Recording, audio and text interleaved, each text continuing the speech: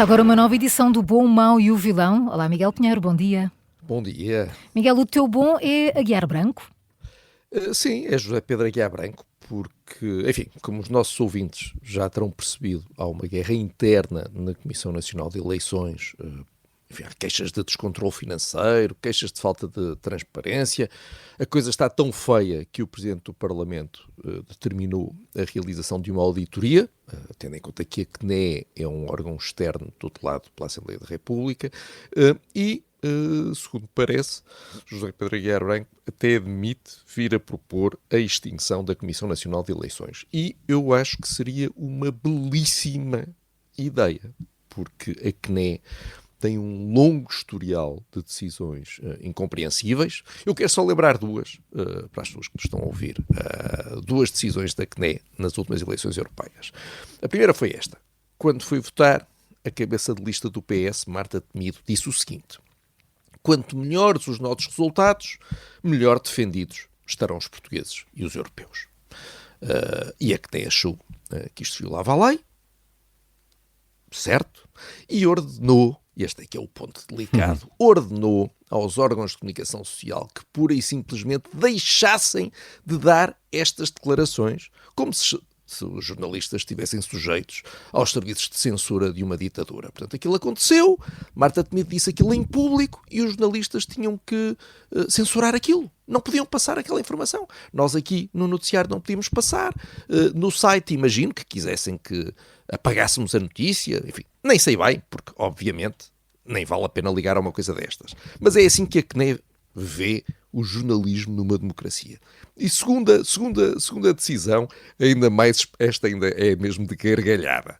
Portanto, naquele mesmo dia, eram eleições europeias, portanto, estava-se a votar em toda a Europa, e como nos países da UE se vota em dias diferentes e em horas diferentes e há regras diferentes, foram sendo conhecidos os resultados. Em diferentes países foram aparecendo resultados. E essa informação, além de estar em todos os jornais internacionais, todos, esses resultados até iam sendo divulgados, imagine-se, no site oficial do Parlamento Europeu. Mas a CNE, como cá até às 8 da noite não se pode dizer nada, a CNE decidiu que nenhum órgão de comunicação social português podia dar estas notícias. Nenhum. A informação estava em todo lado. Mas nós cá em Portugal, censura. Que isto também é extraordinário, obviamente. Enfim, nós pelo menos aqui não ligámos nenhuma. Eu espero que ninguém tenha ligado nenhuma nos outros jornais. E isto só mostra que na CNE a falta de bom senso é tanta que a coisa só se resolve mesmo com a extinção. Pode ser que seja desta e que se resuma uma futura organização, ou que se distribua as funções da CNE para outros organismos que tenham um bocadinho mais de bom senso e que se limitem a aplicar a lei em vez de se armarem nem sei bem. Não se sabe muito bem. Eu já acendi uma velinha para ver se esta ideia de Aguiar Branco segue em frente, não é? Então vamos em duas. Duas velas. Era preciso mais, porque isto de facto trazer uma instituição do século XVIII para o século XXI não é fácil, mas enfim. Não, então eu acendo duas. Miguel, quem é o teu mau? Olha, é Mário Mourão, o líder da UGT, deu uma entrevista ao Público, onde explicou as razões da central sindical para chumbar o acordo sobre o pacote laboral. Enfim, diz uma série de coisas que seriam esperadas, culpa a ministra por tudo o que aconteceu de mal, mas depois, a dada altura, Mário Mourão vai mais longe e diz isto. Vou citá-lo. O governo está determinado a introduzir em Portugal um regime de escravatura para os trabalhadores. Eu vou repetir. Há pessoas que estão a arrumar a louça, outras estão no trânsito. Eu vou repetir. O governo está determinado a introduzir em Portugal um regime de escravatura para os trabalhadores.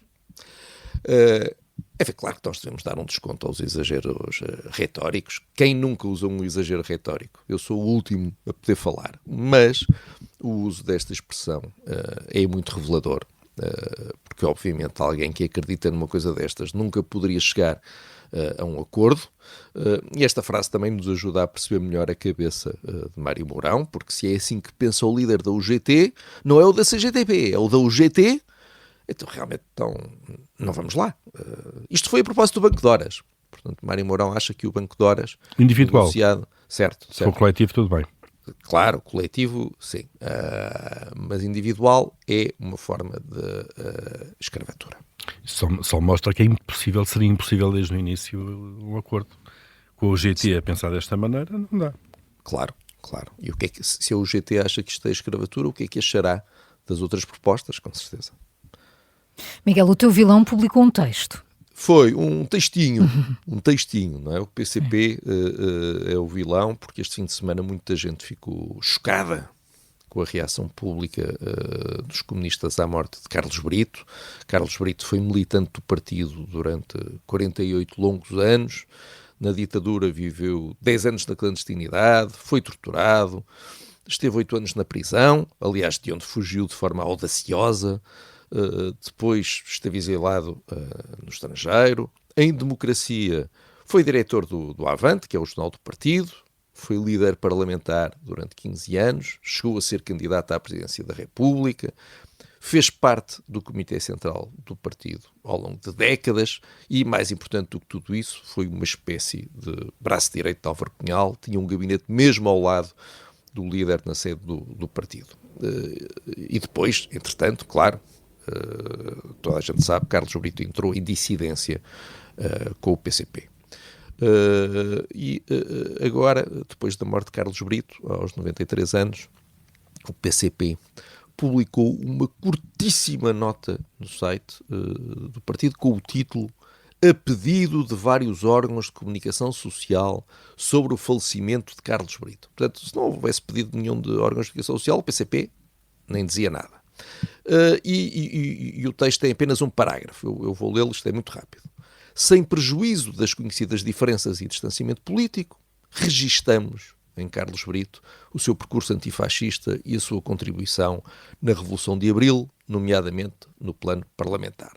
E este texto, lá está, se é que lhe podemos chamar texto, por causa da dimensão, provocou estupefação pela sua frieza, até um bocadinho desumana, mas eu não percebo qual é a surpresa, porque desde a sua fundação o partido nunca perdoou a dissidência, sempre considerou a dissidência uma ameaça existencial.